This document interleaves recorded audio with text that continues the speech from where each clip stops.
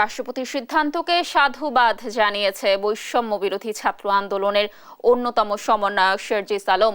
নির্ধারিত সময়ের মধ্যে শিক্ষার্থীদের দাবি মেনে নেয়ার বিষয়টিকে ইতিবাচক হিসেবে দেখছেন তিনি।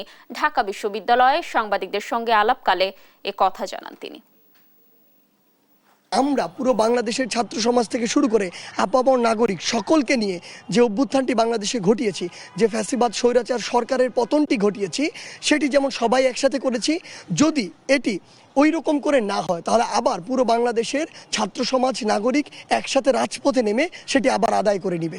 আমাদের পরবর্তী যে পদক্ষেপটি হবে, যে আমাদের যে অন্তর্বর্তীকালীন সরকার, আমরা প্রধান উপদেষ্টা হিসেবে রাখছি প্রফেসর ডক্টর মোহাম্মদ ইউনূসকে, তাকে নিয়ে আমাদের পুরো যে প্যানেলটি সেটি আমরা প্রকাশ করব এবং আমাদের যে পরবর্তী ধাপগুলো, অর্থাৎ আমরা যে বাংলাদেশকে নিয়ে যে স্বপ্ন দেখি একটি জনগণের ভোটের মাধ্যমে একটি জনগণের সরকার প্রতিষ্ঠিত হবে, সেটার জন্য পরবর্তী যে স্টেপগুলো নেওয়া প্রয়োজন আমরা সেগুলো নিব এখন।